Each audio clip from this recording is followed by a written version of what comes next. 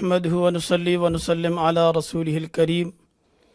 اما بعد فاعوذ باللہ من الشیطان الرجیم بسم اللہ الرحمن الرحیم۔ محترم ناظرین،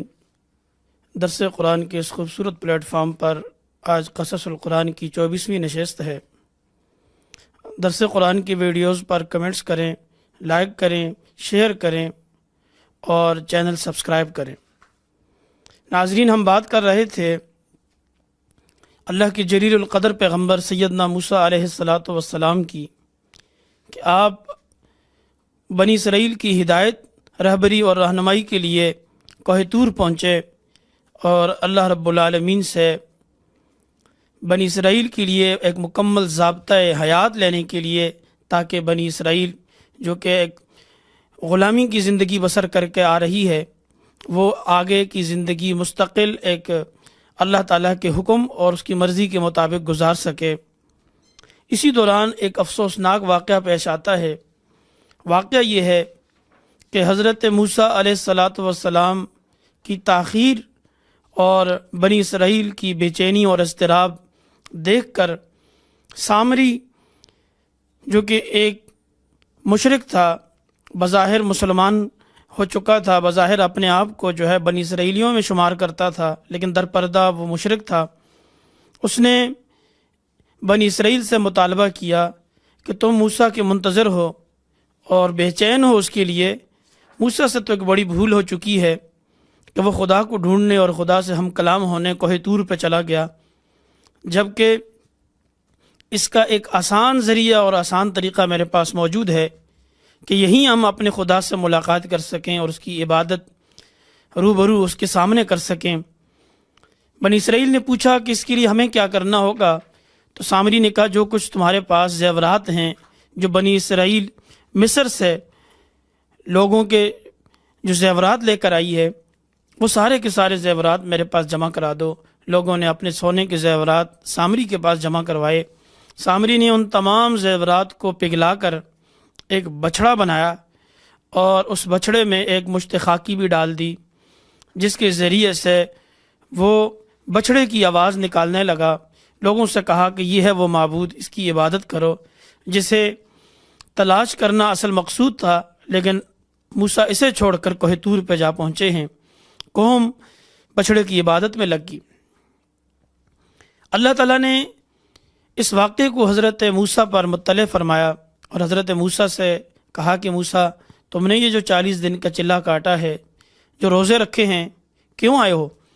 تو حضرت موسیٰ نے جواب دیا، الہ العالمین اپنی قوم کی ہدایت کے لیے آیا ہوں۔ فرمایا جس قوم کی ہدایت لینے تم کوہ طور پہ آئے ہو، وہ قوم تو بچھڑے کو اپنا معبود بنا بیٹھی ہے۔ تو جب یہ ساری باتیں حضرت موسیٰ پہ کھلی تو حضرت موسیٰ انتہائی غضبناک ہوئے اور قوم کی طرف لوٹے۔ نبی چونکہ کسی بھی طور پر شرک کو برداشت نہیں کر سکتا، شرک کو ماننا یا شرک کو دیکھنا یا شرک کو برداشت کرنا یہ نبی کے لیے انتہائی ناممکن چیز ہے۔ حضرت موسیٰ نے اپنی پوری قوم کو شرک میں مبتلا دیکھا تو بڑے غضبناک ہوئے قوم سے، اور قوم سے کہنے لگے کہ یہ تم کیا کر بیٹھے ہو؟ اس پر حضرت ہارون، جن کے حوالے قوم کو کر کے گئے تھے، یہاں تک نوبت آ گئی کہ حضرت ہارون کی گردن پکڑ لی اور ان کی داڑھی تک ہاتھ بڑھا دیے اور کہنے لگے میرے بعد تم نے قوم کا یہ کیا حال کر دیا ہے؟ جس پر حضرت ہارون نے انہیں سمجھایا اور بتلایا کہ جناب، میرے لاکھ سمجھانے کے باوجود یہ قوم نہ مانی، اور یہاں تک کہ یہ قوم مجھے کمزور پا کر میرے قتل کے در پہ ہو گئی تھی۔ اگر میں پھر بھی قوم کو سمجھانے کی بدستور کوشش کرتا تو یہ قوم جھگڑے پر آمادہ ہو جاتی اور قوم 2 گروہوں میں تقسیم ہو جاتی، باہم لڑائی ہوتی، اور بالآخر قوم یہ الزام بھی مجھے دیتی کہ موسیٰ کے جانے کے بعد ہارون نے قوم کو 2 فرقوں میں تقسیم کر دیا۔ تو میں قوم کی اس فرقہ وارانہ تقسیم سے جو ہے ڈرا اور میں نے قوم کو اپنی حالت پہ چھوڑ دیا اور آپ کا منتظر تھا۔ تو سیدنا موسیٰ علیہ السلام نے قوم کو سمجھایا بجھایا کہ جس کی ہدایت کے لیے میں کوہ طور پہ روزے رکھ رہا ہوں اور اللہ سے ہم کلامی مانگ رہا ہوں، اللہ تعالیٰ سے تورات اور ضابطہ مانگ رہا ہوں، وہ قوم یہاں پر شرک میں مبتلا ہے۔ پھر سامری کی طرف آپ گئے اور آپ نے سامری سے کہا کہ تیرا کیا معاملہ ہے، تو نے یہ جو کچھ کیا کیسے کیا اور کیوں کیا؟ سامری نے کہا کہ میں جب بنی اسرائیل کے ساتھ دریا عبور کر رہا تھا، میں نے ایک ایسی چیز دیکھی اس وقت کہ جو دیگر بنی اسرائیل کے لوگوں میں سے کسی نے نہیں دیکھی۔ وہ یہ تھی کہ دریا میں ایک طرف بنی اسرائیل کا لشکر تھا اور دوسری طرف فرعون کی فوج تھی، بیچ میں حائل جناب جبرائیل امین تھے، اور جبرائیل امین اس لیے حائل تھے تاکہ بنی اسرائیل تک فرعون کا لشکر، فرعون کی فوج نہ پہنچ سکے۔ تو میں نے جبرائیل امین کو پہچان لیا اور اس کے گھوڑے کے کھر میں میں نے ایسی مٹی دیکھی جس مٹی کے اندر حیات کی تاثیر تھی، اور میں نے اس میں سے کچھ مٹی چرا لی، مٹی لے لی، اور مجھے معلوم پڑا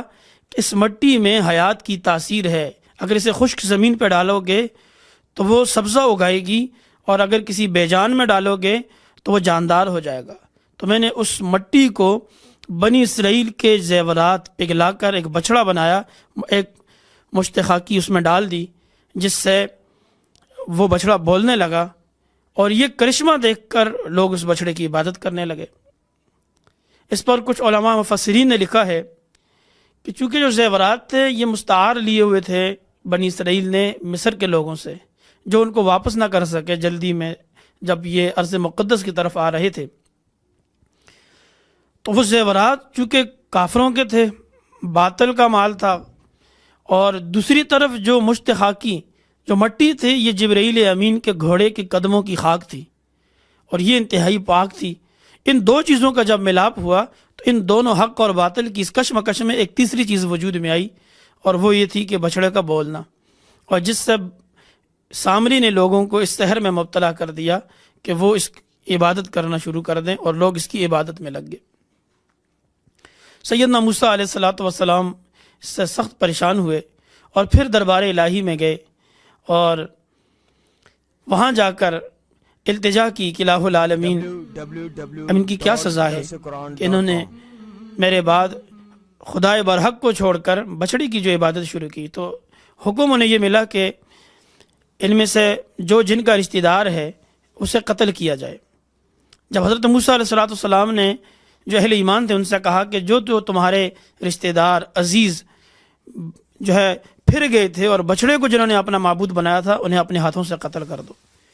تورات کے مطابق جب یہ قتل عام شروع ہوا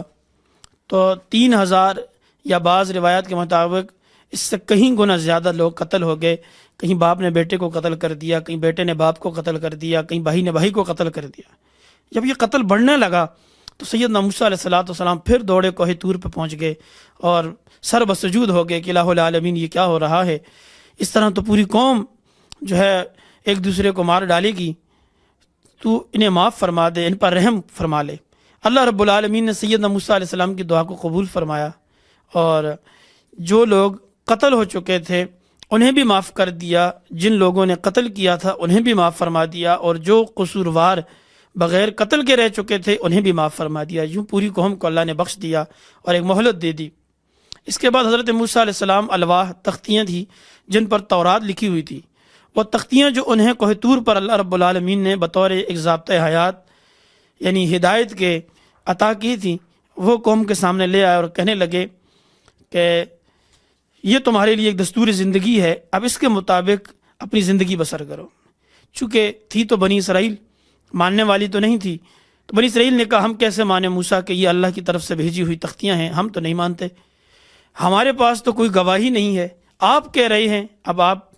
کہہ رہے ہیں یہ تختیاں اللہ کی طرف سے آئی ہیں لیکن ہم نے تو نہیں دیکھی، لہٰذا ہم ان تختیوں کو ماننے والے، تورات پر عمل کرنے والے نہیں ہیں۔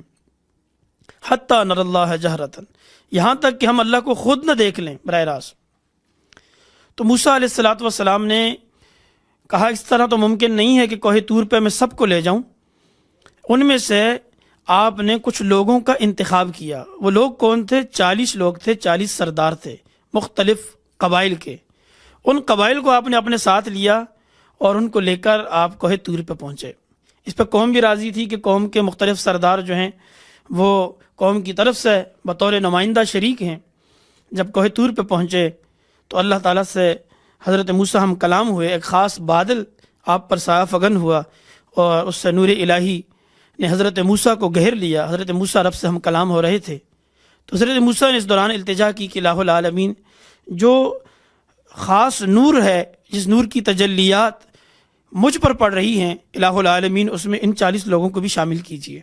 تاکہ یہ بھی اس گفتگو کو سن سکیں اور قوم کے ہاں جا کر گواہی دیں۔ اللہ رب العالمین نے سیدنا موسیٰ کی دعا پر ان لوگوں کو بھی شامل کر لیا، لیکن اس کے باوجود ان 40 سرداروں کا اصرار بڑھتا گیا کہ حتیٰ نر اللہ جہرا، یہاں تک کہ ہم اللہ کو اپنی آنکھوں سے نہ دیکھ لیں، ہم تو ماننے والے نہیں ہیں۔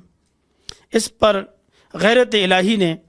ایک ایسی تجلی کا ظہور فرمایا جس سے وہ 40 کے 40 سردار جل کر خاک ہو گئے وہاں پر۔ سیدنا موسیٰ علیہ السلام نے جب یہ مہاجرہ دیکھا تو آپ بہت پریشان ہوئے اور فوراً سر بسجود ہو گئے، فرمانے لگے الہ العالمین یہ تو نادان اور بے وقوف ہیں اور ان کا اصرار بھی سراسر غلط ہے، تو نے پہلے انہیں مہلت دی، تو چاہتا تو پہلے ہی انہیں ختم کر دیتا، لیکن پے در پے موقعوں پر تو مہلت دیتا چلا رہا ہے، اب بھی تو انہیں دوبارہ زندہ فرما دے، ورنہ قوم کے لوگ ویسے ہی بدکے ہوئے ہیں، ماننے کو تیار نہیں ہیں۔ اگر انہیں یہ پتہ چلا کہ یہ 40 لوگ جو گئے تھے کوہ طور پہ بطور گواہ بن کر اور وہ بھی وہاں پر جو ہے خاک بن چکے ہیں، تو قوم اور زیادہ جو ہے دین سے دور ہو جائے گی اور بالکل بھی حق کو قبول کرنے کی صلاحیت سے محروم ہو جائے گی۔ اللہ رب العالمین نے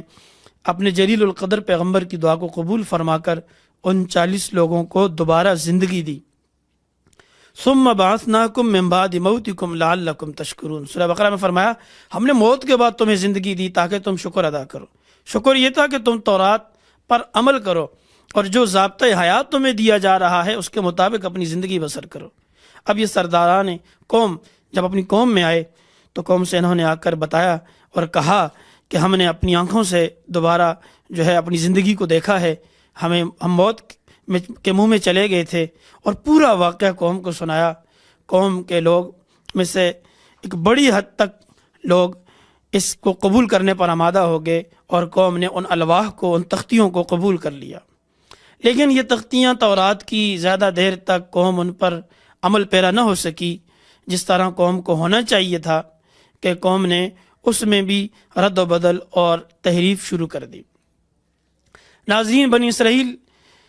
کا معاملہ ہی کچھ ایسا ہے کہ بنی اسرائیل نے باوجود اس کے کہ کئی آیت اللہ کی نشانیاں اور سیدنا موسیٰ علیہ السلام کے معجزات دیکھے، ان معجزات کو دیکھنے کے بعد بھی وہ پے در پے نافرمانیاں کرتی رہی۔ کچھ عرصے کے بعد قوم نے پھر انکار کر دیا۔ اب اللہ رب العالمین نے بطور آیت ایک نشانی کے ایک اور آزمائش میں اس قوم کو ڈال دیا۔ وہ آزمائش یہ تھی کہ کوہ طور کو اٹھا کر ان کے سروں پہ رکھ دیا۔ کوہ طور کو اٹھایا تاکہ ایک ایسی ٹھوس گواہی، ایک ٹھوس ثبوت ان کے سامنے آئے کہ یہ خود اقرار کریں کہ واقعتاً موسیٰ اللہ کا پیغمبر اور یہ الواح اللہ کی طرف سے بھیجی ہوئی تختیاں ہیں۔ کوہ طور کو اٹھا کر ایک سائے کی مانند ان کے سروں پہ رکھ دیا اور بالکل ان کے قریب، اور وادی طیہ کے اندر یہ پوری قوم جو ہے وہاں خیمہ زن ہے اور ان کے سروں پر کوہ طور ہے، اور ان سے کہا گیا کہ اب بتاؤ تم نے ان تختیوں کو ماننا ہے یا نہیں ماننا۔ حضرت موسیٰ نے قوم سے کہا کہ اگر نہیں مانو گے تو دیکھ لو کوہ طور تمہارے سروں پر ہے، یہ طور جیسے ہی نیچے آئے گی تو تمام کے تمام لوگ کچل دیے جاؤ گے۔ تو وہاں وَإِذْ أَخَذْنَا مِيثَاقَكُمْ وَرَفَعْنَا فَوْقَكُمُ الطُّورَ، اللہ تعالیٰ نے یاد دلایا اس میثاق کو کہ تم سے ایک میثاق لیا گیا کوہ طور کے نیچے، پھر ہم نے کوہ طور کو تمہارے سروں سے ہٹا دیا۔ میثاق یہ لیا گیا کہ اب کے بعد بنی اسرائیل مکمل طور پر تورات پر ایمان لائے گی، حضرت موسیٰ علیہ السلام کو اللہ کا پیغمبر مانتی ہے اور اس کے مطابق اپنی زندگی بسر کرے گی۔ جب قوم اس پر آمادہ ہوگی تو الہ العالمین نے کوہ طور کو ان پر سے ہٹا لیا۔ یہ ایک ثبوت کے طور پر اور ایک آیت من آیات اللہ، جس طرح دیگر معجزات تھے حضرت موسیٰ کے، اس طرح ایک معجزہ یہ تھا، بطور معجزہ کے، بطور دلیل کے، بطور ثبوت کے کوہ طور کو ان کے سروں پہ رکھا تھا، نہ کہ کوئی جبر تھا کہ وہ زبردستی ان کو کہا گیا کہ تم بس دین ہی قبول کرو ورنہ تمہیں مار دیا جائے گا، ایسا نہیں تھا۔ ایک گواہی اور ایک دلیل تھی، ایک ثبوت تھا۔ قوم اس کے بعد پھر آمادہ ہوگی اور قوم نے حضرت موسیٰ علیہ السلام کے ساتھ چلنا شروع کر دیا۔ اس کے بعد جو اصل وعدہ تھا اس قوم کو ارض مقدس، انبیاء کی سرزمین اس قوم کے حوالے کرنا، اس وعدے کی تکمیل کا وقت آ پہنچا تھا کہ اللہ رب العالمین شہر اریحا ان کے حوالے کر دیں اور یہ جا کر وہاں اپنی زندگیاں بسر کریں۔ بڑا ہی خوبصورت واقعہ ہے جسے قرآن نے نقل کیا ہے کہ جب ان سے کہا گیا کہ جاؤ اور شہر اریحا میں داخل ہو جاؤ اور وہاں کے ظالم اور جابر بادشاہوں سے ٹکرا جاؤ جو عمالقہ وہاں پر تھے، اور جہاد کرو ان کے خلاف، اور اس شہر پر عدل اور انصاف کو قائم کرو۔ قوم کے لوگوں نے اس معاملے میں حضرت موسیٰ کے ساتھ کیا سلوک کیا، انشاءاللہ العزیز ہم اسے اگلی نشست میں ذکر کریں گے کہ اس قوم بنی اسرائیل نے یہاں کس قدر نافرمانی کا راستہ اختیار کیا، اور اس کے بعد پیدر پہ اللہ کے انعامات کو چھوڑ کر اللہ رب العالمین کے غضب کو دعوت دی، ناراضگی کو دعوت دی، غصے کو دعوت دی۔ ناظرین، اس واقعے میں، اس قصے میں ہمارے لیے عبرتیں اور نصیحتیں ہیں۔ الہ العالمین ان نصیحتوں پر ہمیں عمل کی توفیق عطا فرمائے۔ وآخر دعوانا ان الحمدللہ رب العالمین۔